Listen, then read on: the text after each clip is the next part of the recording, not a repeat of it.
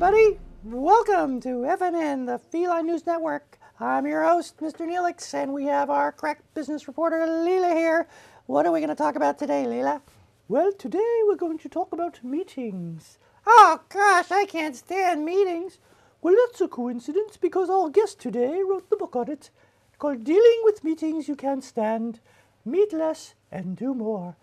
Well, bring him on. I am sick of all the hissing and growling at our production meetings. Welcome, Dr. Rick. Thank you. It's a pleasure to be on the show. So why do most people hate meetings? Well, the problem is there's too many meetings. They go too long, and a lot of time gets wasted. Wharton Center for Applied Research found the average manager is spending 11 to 23 hours in meetings. Harris Poll found number one obstacle to getting things done at work, meetings.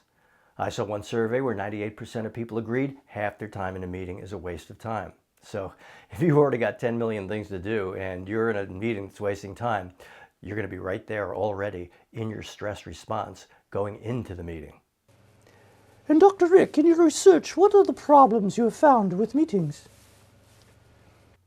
Well, I found that the problems at meetings fall into four categories. They are preparation, people, process, and time. Preparation, why are we meeting? Are we meeting because we've always been meeting? What was the real purpose of this meeting? That might be long gone. Secondly, do we have the right people at the meeting to accomplish what we need to accomplish? Third, do we have an agenda? And how well is that agenda written? What's usually forgotten on most agenda items is a statement of purpose, 2 lines or less. Why is this item so important? We're using our valuable meeting time and not doing 10 million other things that we have to do. And then secondly, what do you want from me so I can orient myself proper to that purpose?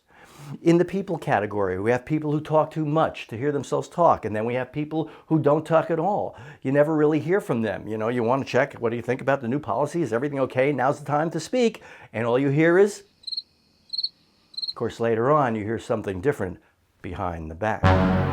Then you've got the process category. Are we balancing participation? Are we doing what I call flight recording, which is when you make what everybody contributes visual, so you can see the totality of concepts. And then time. Do we start on time? Do we end on time? Are we in our perpetual cycle where some people show up on time waiting for others, so they're wasting their time? Then the next meeting, those people don't show up on time because they realize they wasted their time the last time, but the people who didn't show up on time now show up on time, and we perpetuate this ridiculous cycle.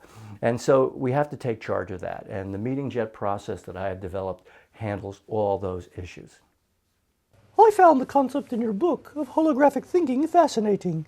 Kitty, can we show a graphic, please? Tell us more about that, Dr. Rick.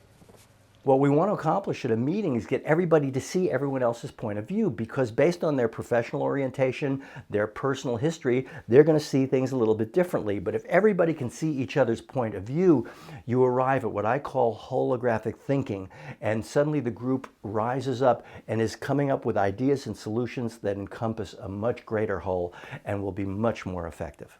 And what results have you gotten teaching this, Dr. Rick? Here's what a few Boeing engineers said.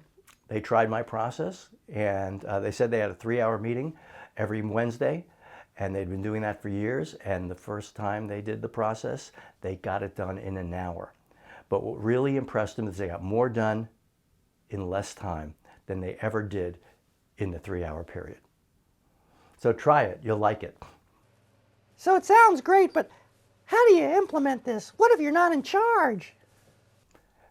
Well, that's a very good question. And keep in mind that people hate meetings universally. So even if you're not the one who organizes the meeting, if you go to your boss and say, hey, how'd you like to hear an idea that makes our meetings shorter, more focused, and more productive, it's a rare human being who will say, we don't want that. What will you do for wasted time and misery?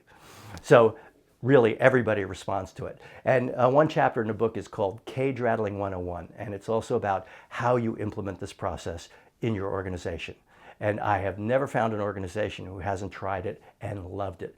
People grab it like a life preserver. Thank you, Dr. Rick. That was great. I think we're going to have you back. Yes, and get copies of your book for all our staff. Well, thanks for having me. Sure. What can we say? You feed us. Coming up next, the new administration's immigration rules and what it means to you Abyssinians.